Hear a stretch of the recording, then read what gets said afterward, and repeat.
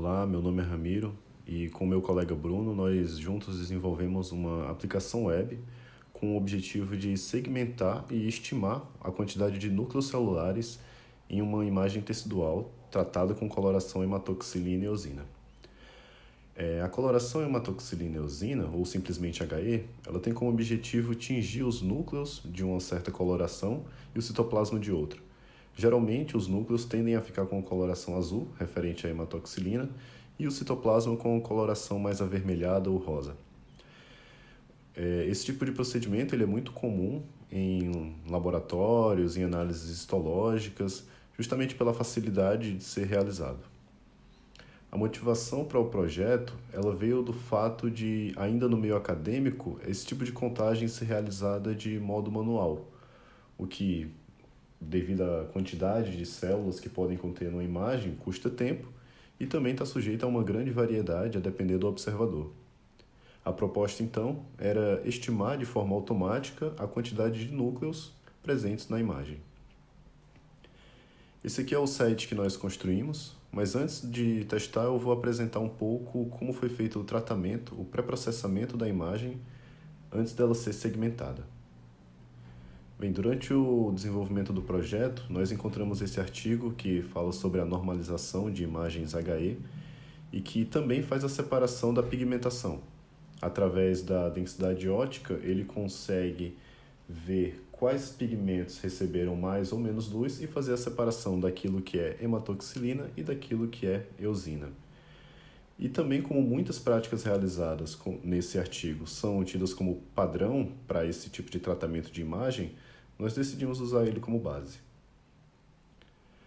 Aqui nesse trecho é possível ver os passos que são realizados para a preparação da imagem antes da segmentação.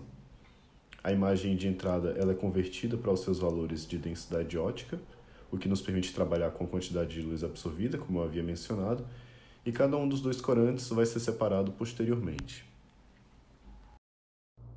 Então, iniciando o código relacionado à segmentação, primeiro a gente fez uma série de importações aqui e a gente fez primeiro uma análise dos dados que a gente tem.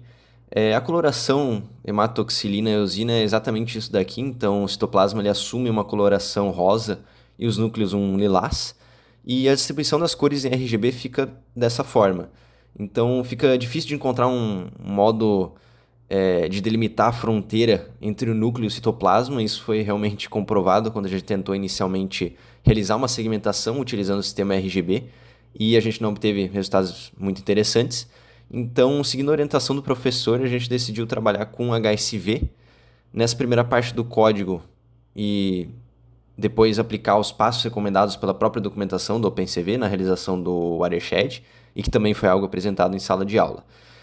Essa função ela cria uma janela com vários sliders em que a gente estipula um valor mínimo e um valor máximo de cada um dos três canais, H, S e V. E uma particularidade desse sistema é que ele nos permite isolar com maior facilidade regiões de uma cor específica, algo que fica bem difícil de trabalhar quando a gente está em um sistema BGR ou RGB, por exemplo. Aqui, manualmente, a gente varia esses valores e chegamos à conclusão de que esses são os valores ótimos. A gente testou em outras amostras e o resultado também foi bem similar, então decidimos deixar esses valores como padrão dentro da aplicação. Com base nesses valores, a gente aplicou uma função inRange do OpenCV, é aplicada uma máscara na imagem, que verifica se o array dentro dessa máscara está dentro desses dois valores lower e upper. Se estiver dentro desse limite especificado, vai receber um valor de 255 e aí se torna branco, senão vai receber 0, ficando preto na imagem de saída. Depois a gente tem só um filtro de suavização, nesse caso a gente escolheu o filtro gaussiano. Depois desse passo, obtemos essas imagens aqui desse tipo. Então a gente aplicou em várias amostras só para verificar como que se comportou essa aplicação. A partir daqui, iniciamos a técnica watershed, que é indicada pela própria documentação do OpenCV. Primeiramente, aplicamos um threshold convencional. Para performar um watershed, a gente precisa passar uma máscara que tenham pixels claros do que é o background e do que é o foreground, que é o objeto de interesse que a gente quer segmentar. E depois aplicamos um Morphology X, que retorna um elemento estruturante de tamanho e forma especificados para operações morfológicas. Basicamente, simplificando essa explicação, ela retorna um elemento para que possa ser aplicado técnicas de erosão e dilatação. Nesse caso, o opening, que é basicamente a mesma coisa. Uma outra etapa necessária antes de partir para o restante do código é aplicar o Clear Border, que é basicamente uma função que ignora instâncias que aparecem parcialmente na imagem, que nesse caso elas não devem ser consideradas na contagem final dos núcleos, então elas têm que ser ignoradas. Então é isso que essa função do Clear Border executa. Agora, o objetivo é encontrar o que de fato é o background, o que faz parte ali do citoplasma, que aqui a gente chama de Schur background, realizando uma dilatação do que a gente obteve inicialmente. E aí aqui embaixo é exatamente o oposto. A gente aplica uma distance transformation que mapeia a distância de um dado pixel para o mais próximo valor zero, ou seja, o mais próximo ali do plano de fundo, no caso o citoplasma. Então, se eu tenho um núcleo, o centro dele ele tende a estar bem longe do fundo. Isso faz com que o centro desse núcleo ele tenha um valor mais alto. E aí, falando dos pixels mais próximos do background, vão assumir então valores menores. Logo depois, aplicamos um threshold para... mas agora levando em consideração essa distância calculada anteriormente. Essa parte aqui do código, já adiantando, eu vou comentar na apresentação ali de slides de quinta. Foi bem difícil porque uma mínima alteração nessa porcentagem já mudava bastante o resultado final. Aqui embaixo eu performo uma erosão e aí logo depois uma subtração. Eu vou pegar a máscara em que temos certeza de que todos os pixels que fazem parte do plano de fundo e a máscara relacionada ao foreground e aí subtraímos um do outro.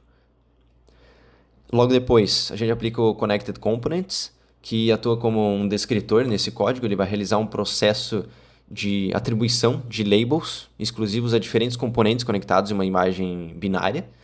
E exatamente com isso que eu consigo separar cada instância do objeto e depois performar uma contagem, por exemplo, que é o objetivo aqui principal do projeto.